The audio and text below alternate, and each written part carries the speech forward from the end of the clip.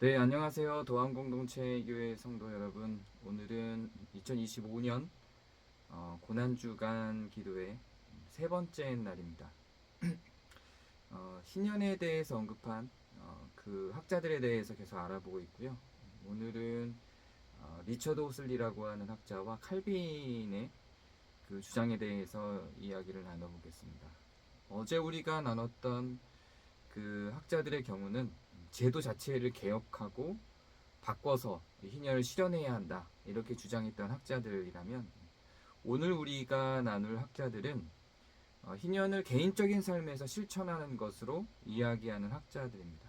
그런 의미에서 칼빈하고 리처드 호슬리도 보지만 비슷한 맥락에서 또 메노나이트가 이런 실천적인 희년을 주장하고 있기 때문에, 그 메노나이트는 이제 어제 우리가 나눴던 제도 자체를 개혁해야 된다라는 개념하고, 오늘 우리가 나눌 이 칼빈과 리처드 호슬리가 하는 그 희년을 우리의 개인적인 삶에서 실천해야 한다라고 하는 개념의 그 중간, 그러니까 공동체에서 희년을 실천하는 것을 주장하는 부분이 있어서, 오늘은 리처드 호슬리, 칼빈, 그리고 메노나이트에서 이야기하는 희년에 이르기까지 정리를 좀 해보려고 합니다.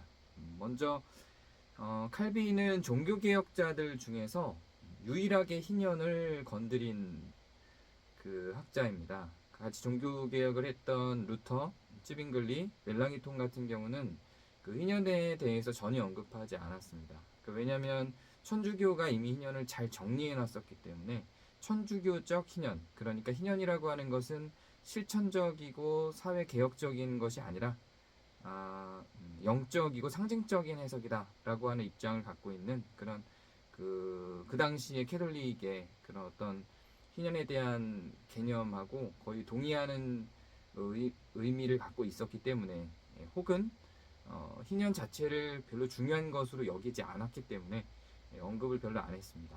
그런데 칼빈은 그 희년을 매우 중요한 가치로 보았고, 그래서 그 희년에 대한 내용을 그를 일약 스타로 만들었던 책인 기독교 강요라고 하는 책에서 상세하게 언급을 했고요. 그리고 요한계시록을 제외한 모든 성경을 칼빈이 다 주석을 했는데, 그 주석들 속에서도 특히 그 레위기와 또 신명기 부분을 주석하면서 희년에 대해서 자세하게 기술하고 언급하고 있습니다. 칼빈이 언급하고 있는 그 희년에 대한 가치는 지금 우리가 실천하기에 가장 가까운 것일 겁니다. 어제 우리가 얘기했던 그 희년에 대한 이야기, 특히 그 마이어스의 희년에 대한 가치관들은 너무 급진적이었죠. 그래서 지금 우리가 그래서 우리 보고 어떻게 하라는 거지? 우리 개인적으로는 뭔가를 할 수 있는 게 아니라 사회를 개혁하고 경제제도를 바꿔나가야 되는 거기 때문에 매우 장기적인 것들 혹은 어떤 정치적인 선택들, 이런 데서만 드러날 수 있었던 것이었죠. 근데 오늘 우리가 볼 내용들은 개인적으로 실천할 수 있는 그런 희년에 대해서 이야기를 합니다. 칼빈은 기독교 강요에서 사회정의하고 경제적 책임이 성경적인 진리와 연결고리가 있음을 피력을 합니다. 성경의 진리가 우리의 실제 삶과 동떨어져 있어서는 안 되고, 우리의 실제 삶 속에서 이 성경의 진리가 드러나야 하며, 그것이 사회 정의와 경제적 책임으로도 나타나야 한다, 이런 주장을 하죠. 근데 그런 사회 정의와 경제적 책임을 국가적인 것으로 넘긴다기보다 어떤 개인적인 책임으로 기술을 합니다. 그러니까 칼빈의 어떤 활동이나 그 결정의 방향성을 보면 그 정치와 종교의 연결고리를 가졌던 것으로 보여요. 왜냐하면 제네바 시가 그 법을 만들고 정책을 제정하는 데 있어서 칼빈이 영향력을 행사하고, 그 제네바 시에서 법을 제정하는데 종교적인 그 기독교적인 내용들이 들어가도록 요청하고 그런 활동들을 하는 실천들이 있었거든요.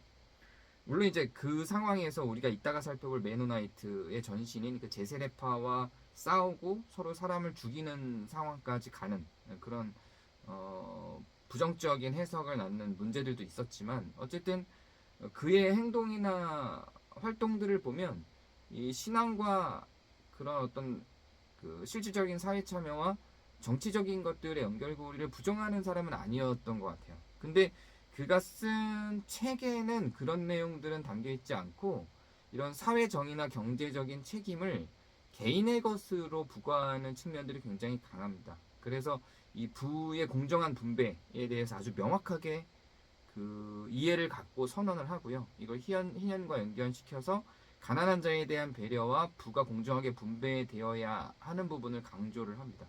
그렇기 때문에 그런 측면에서 그 부유한 사람들이 그 가난한 자를 돕는 것은 부유한 사람들이 도와도 되고 안 도와도 되는 그런 베푸는 측면이 아니라 부의 공정한 분배라는 측면에서 그 하나님의 공의가 그들에게서 당연히 드러나야 하는 것이다 라고 봐요.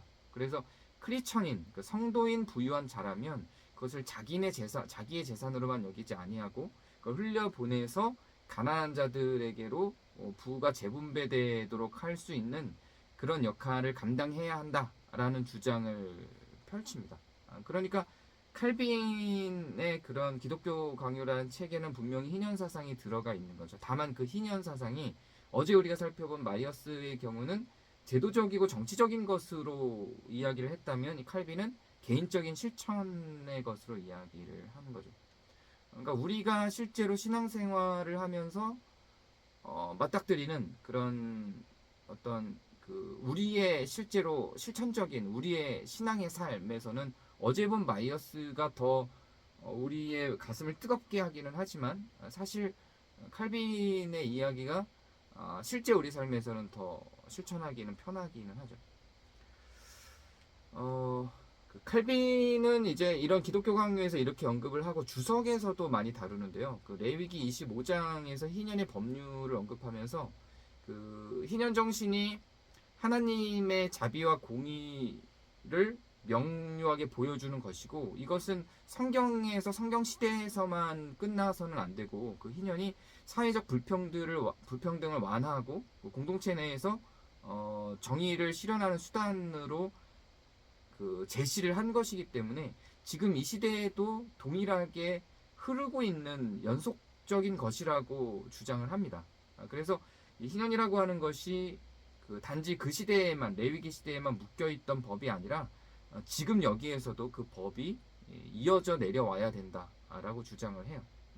이런 측면에서 보면 그 법적인 제도를 건드려야 되는 것처럼 언급은 하죠. 근데 여기에서 그럼 우리는 어떻게 할 것인가 라고 할 때 마이어스 같은 경우는 투쟁하고 비폭력적으로 저항해서 법과 제도를 바꿔야 한다라고 주장을 한다면 칼빈은 우리가 그런 법을 지금 이 시대의 이 나라의 법과 우리가 살아가는 천국 시민권자로서의 법이 다르다면 우리는 천국 시민권자로서의 법으로서 살아가야 한다라는 측면에서 주장을 합니다. 그러니까 법을 바꿔야 한다. 법을 바꾸기 위해 투쟁하자. 뭐 이런 건 아니에요. 그래서 법을 바꾸기 위한 어떤 행동들을 해라 이런 건 아니고 우리는 천국 시민권자 된 사람들이기 때문에 이 세상에서 부유한 사람들의 권리를 보장해 준다 해도 천국 시민권을 갖고 있는 우리는 부유한 사람으로서 가난한 자들에게 그 부가 재분배될 수 있도록 해야 한다라는 측면에서 접근을 하는 겁니다.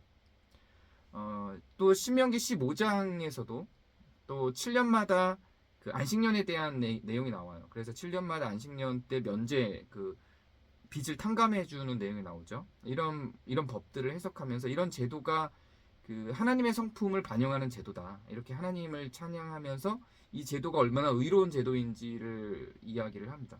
그리고 그 당시 이스라엘 백성들도 이 제도를 통해서 어제는 노예였던 사람이 오늘은 친구고 그리고 그 어제는 나에게 빚을 졌던 사람이 오늘은 그 빚이 탕감된 동료로서 같이 일할 수 있는 사람이 되는 이런 그 안식년 7년마다 돌아오는 안식년을 통해서 그 사회와 문화와 주변의 관계들이 재세팅되는 그래서 그 부만 재세팅되는 게 아니라 즉 빚이 탕감되면서 돈 문제만 해결되는 것이 아니라 사람과 사람 사이의 관계나 주인과 노예의 관계, 친구와 빚쟁이의 관계 이런 관계들도 재세팅되는 그런 변화를 추구한다라고 하는 개념도 설명을 해요.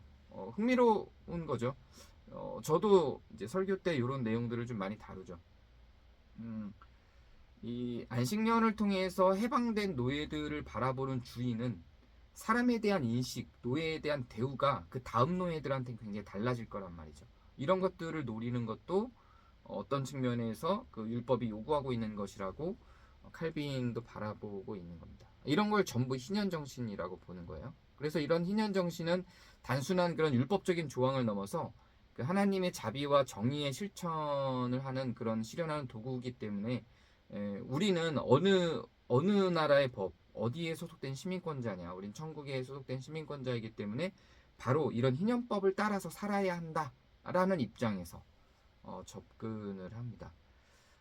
흥미로운 접근이고 좋은 주석이라고 저는 생각합니다. 저는 그래서 어제 우리가 나눴던 그 마이어스의 입장과 이런 칼빈의 입장을 같이 갖고 가야 된다고 생각해요. 지금 이 시점에서 우리가 움직여야 되는 건 이 칼빈의 이야기한 것처럼 지금 법이 바뀌지 않았다 할지라도 천국 시민권자로서 우리가 실현할 수 있는 것들을 실현하면서 살고 멀리 볼 때는 그 사회법을 바꿔가는 방향성까지 마이어스처럼 갖고 가는 것이 맞다고 저는 생각하게 됩니다. 두 번째로 살펴볼 학자는 이제 리처드 호슬리라고 하는 학자인데요. 그 리처드 호슬리는 그 희년을 언급을 하는데 칼빈보다는 조금 더 진보적인 언급을 하지만 어제 마이어스처럼 완전히 다 변혁시키는 구조로 가야 된다고 이야기하지는 않아요. 그 예수님의 사역의 아주 핵심이 희년이었다라고 하는 게 리처드 호슬리라고 하는 신학자가 주장하는 가장 중요한 맥락이고, 그래서 리처드 호슬리는 어제 마이어스가 그 누가복음 4장 해석하는 걸 통해서 희년을 주장한다고 했잖아요. 리처드 호슬리도 누가복음 4장 해석을 굉장히 중요하게 여기고, 그 주님께서 누가복음 4장에서 나타나서 그 주님의 은혜를 선포한 것, 그걸 희년 선언으로 리처드 호슬리도 이해를 하고, 그래서 예수님께서 영적으로 회개하도록 온 것만이 아니라 사회적 경제적 해방을 추구하기도 했다라고 분석을 해요. 그래서 그걸 우리가 법이나 경제 제도를 바꾸는데도 사용해야 된다가 아니라 리처드 호슬리는 예수님께서 우리의 영적 해방만을 위해서 온 것이 아니고 사회적 경제적 해방을 추구하러 오셨기 때문에 우리 또한 그러해야 한다. 우리 개인 또한 그러해야 한다라는 입장이에요. 이런 입장에서 칼빈하고 좀 비슷한 맥락으로 가죠. 그래서 이런 희년의 어떤 그 실천에 대한 그 요소를 법이 아니라 개인에게 주는 것으로 이해를 하고요. 그래서 이거는 희년은 경제법이 아니라 하나님의 질서다 이런 표현을 씁니다. 그래서 이것이 사회 정의인 것으로 이해를 하고 그 회복의 구조로 이해를 분명히 해서 레위기 25장을 해석하기도 하죠. 그래서 그 토지를 회복하고 채무를 탕감해주고 노예를 해방하고 이런 것들이 이제 하나님의 온전하신 뜻인 것을 분명히 이해하고 그런 희년적인 내용들이 단지 도덕적 상징이 아니라 사회적 실천으로 나타나야 된다라고 하는 주장은 하는데 그 책임이 국가에 있다라고 보는 게 아니라 성도들의 삶에 있다고 보죠. 그래서 그것들을 실천해내고 그렇게 살아가는 것이 성도들이고 그 성도들이 사회를 변화시키는 빛과 소금의 역할을 하는 것이다 라고 봅니다. 그래서 이 리처드 호슬리가 특히 그 누가복음 4장 16절에서 21절에 나타나 있는 그 주님의 은혜를 선포하게 하기 위해서 예수님께서 나타나신 그 장면에 대해서 굉장히 많이 매료가 되어 있는 사람인데, 그래서 이 리처드 호슬리는 스스로 이런 내용들을 인용하면서 희년운동의 어떤 실천자로서 자기도 나서고 예수님도 그분 자체가 희년운동의 실현자였다라는 주장을 펼칩니다. 그래서 예수님을 묘사할 때 그 5천 명을 먹이시고 그리고 가난한 자들과 함께하고 창녀들과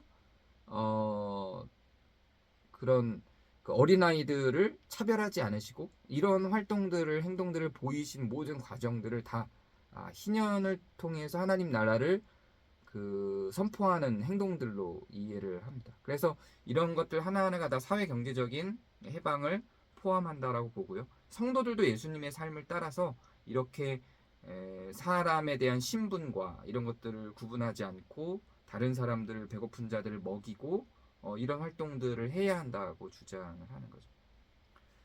그러면서 그것들을 감당하지 못하는 제국, 이런 희년적인 그런 그리스도의 삶의 모범이 들어가 있지 않은 제국적인 법들을 비판하는 데까지는 갑니다. 다만 그 제국적인 법들을 바꿔야 한다라고 하는 마이어스의 입장이 아니라 그것들을 실행하고 실천하는 것은 한 개인에게 두지만 그 법이 있지 않은 그 세상의 법에 대해서는 비판하는 자세를 취하기도 하고 그것을 불의라고 하고 그 불의와 대적한 우리의 자세는 우리의 삶과 실천은 하나님 나라의 질서를 따라가는 사람들이어야 한다. 그래서 우리가 갖고 있는 한도 내에서는 부채를 탕감하고 그 권력을 재분배를 촉진하고 이렇게 사람의 신분의 차이를 두지 않는 삶을 실천하는 것 이런 것들을 리처드 오슬리는 강조를 하죠.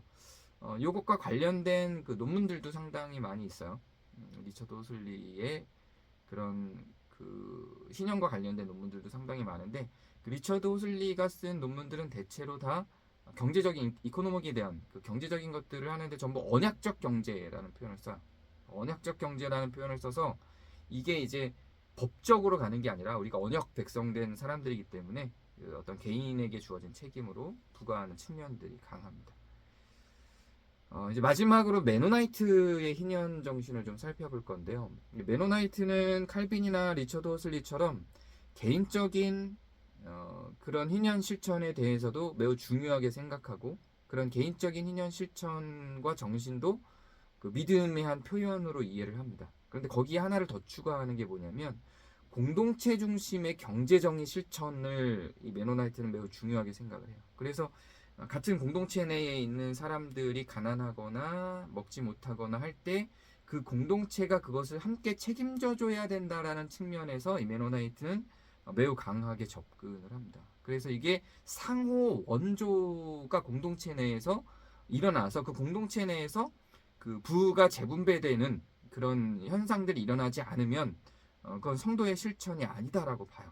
칼빈이나 리처드 오슬리는 개인적으로 사회에 실천하는 그림으로 가졌다면 이 메노나이트가 갖고 있는 거는 그 교회 공동체 내에서 그 부가 상호 원조를 통해서 내가 어려울 때는 누군가를 통해서 내가 도움을 받고 또 내가 좀 여유가 있을 때는 누군가를 돕는 이런 상호 원조를 통해서 희년이 실천되는 공동체 내에서의 희년 실천을 주장합니다. 그래서 공동체 중심의 경제적인 실천을 이야기하고 이래서 그 공동체를 통해서 사회적 약자나 소외된 사람들이 지원받고 그 공동체의 평등과 공동체 내에서 그 평등과 정의가 실현되는 것 이것들을 아주 이상적인 교회로서 정의를 하죠. 그리고 이런 것들은 전부 다 비폭력 평화주의적으로 일어나야 된다고 봐요. 이게 폭력적으로 투쟁해서 얻어놔야 되는 개념이 아니라 그거는 교회가 결정하고 성도의 개인이 그 공동체 내에서 그것들을 흘러보내게 되는 것이지 그걸 폭력적인 어떤 방법으로 부과하거나 강제적으로 그것들을 내게 만들거나 그런 방식은 안 된다고 보는 거예요. 이것들을 위해서 해야 될 일이 뭐냐에 대해서 이 메노나이트에서는 단순한 삶과 자발적 가난의 실천을 중요하게 생각을 해요. 그래서 이 토지가 그 어떤 개인들에게 여러 개의 토지들 뭐 너무 방대한 토지들이 소유가 돼 있거나 지나치게 많은 부를 갖고 있는 사람이라면 오히려 이 메노나이트 공동체에서는 희년을 실천하지 못하는 사람으로서 간주가 되는 거죠. 그래서 오히려 믿음이 없는 사람이 되는 거예요. 지금 한국 교회 같은 경우는 이렇게 뭐 부유하고 돈이 많고 막 돈을 잘 벌고 이러면 막 간증하죠.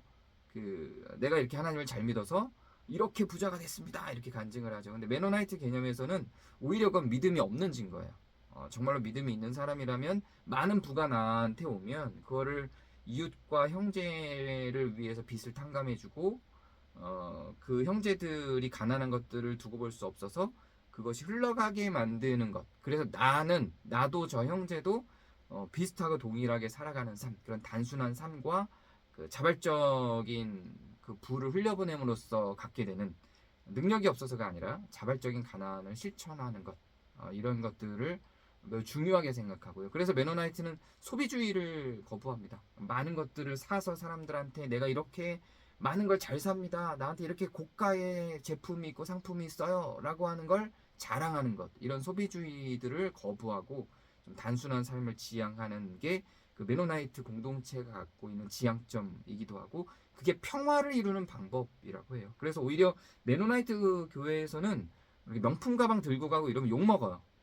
이제 의도적으로 이게 강제적이지 않고 비폭력적이기 때문에 욕을 하진 않지만 다 알고는 있는 거죠. 그런 복음이 이 메노나이트에서는 굉장히 많이 선언되기 때문에 누군가가 뭐 내가 이게 얼마나 비싼 건지 알아 막 이렇게 자랑하기 시작하면 이제 메노나이트가 갖고 있는 시선에서는 그 사람은 하나님의 사람의 어떤 행동에서 희년적인 행동에서 희년 실천에서 많이 벗어나 있는 사람이 되는 거죠.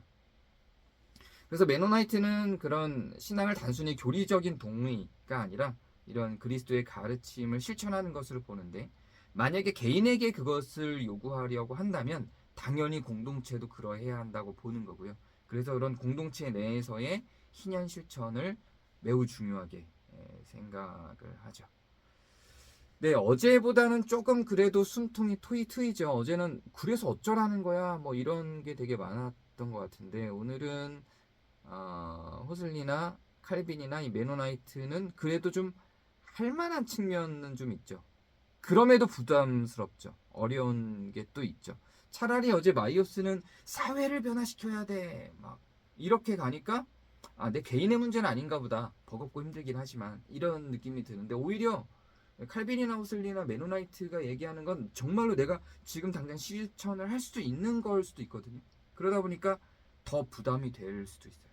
저는 어제 우리가 나눴던 마이어스나 오늘 우리가 나눴던 칼빈이나 이런 메노나이트도 다 공동체에서도 개인에서도 국가적 비폭력 저항을 통해서도 다 드러나야 되는 게 맞다고 생각합니다.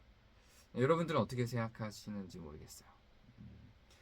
그리고 이제 내일은 저희가 이제 함께 모여서 대천덕 신부는 또 어떤 방식으로 희년 사상을 정리했는지를 좀 더 공부하고 살펴보도록 할 겁니다.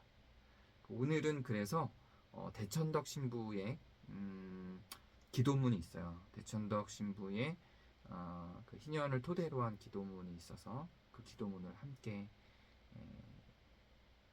기도하는 시간을 갖도록 하겠습니다. 제가 또 어제 그제와 같이 기도를 할 테니까 여러분도 같이 들으면서 같은 마음으로 따라서 기도해 주시기 바랍니다. 같이 기도하겠습니다. 오래 참으시고 주무시지 않는 주 하나님, 오늘 밤도 이 우주를 주관하시고 저의 삶을 붙들어 주시는 하나님, 제가 책임을 맡고 있는 이 사람들과 저 자신을 잘 보살필 수 있게 도와주시고 오늘 제게 맡겨주신 일들도 잘 감당할 수 있도록 도와주소서. 매 순간 무엇을 해야 할지 알려주옵소서.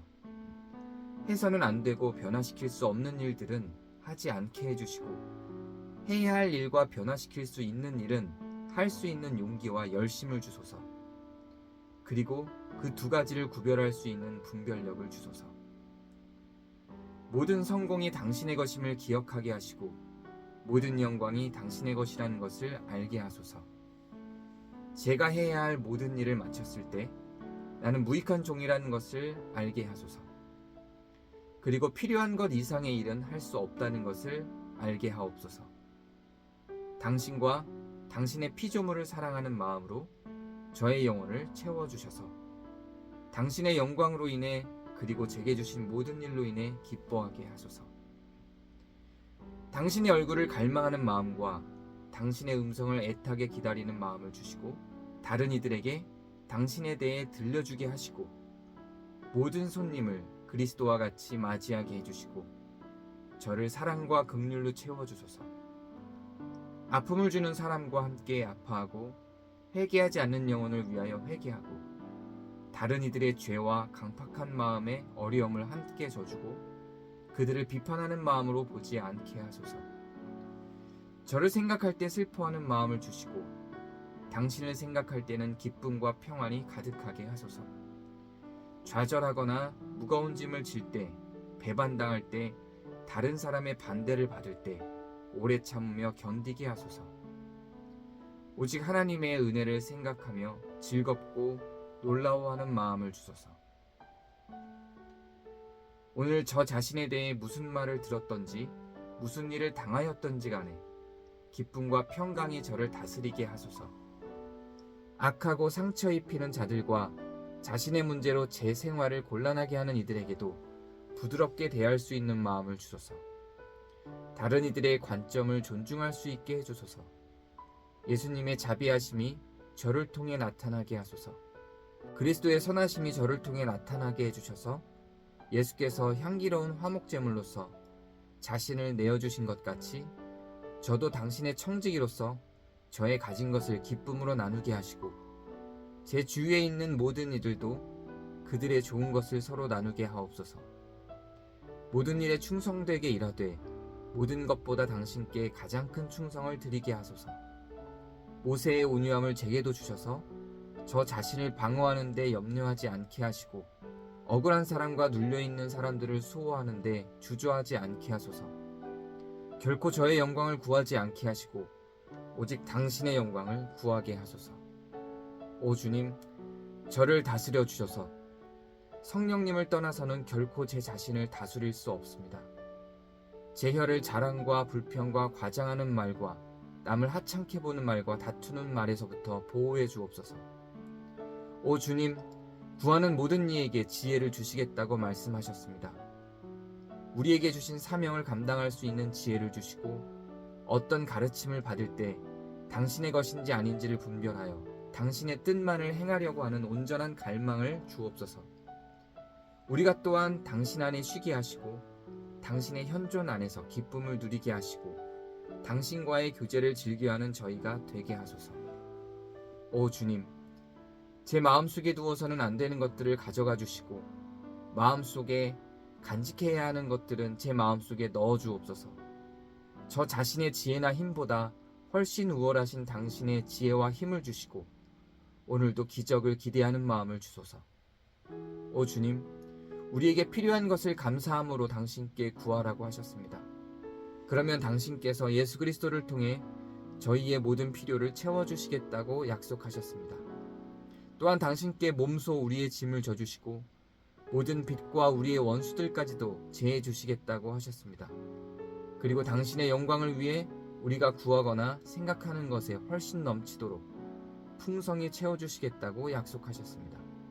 오늘도 저희에게 일용할 양식과 필요한 것들을 공급해 주실 줄 믿고 감사드립니다.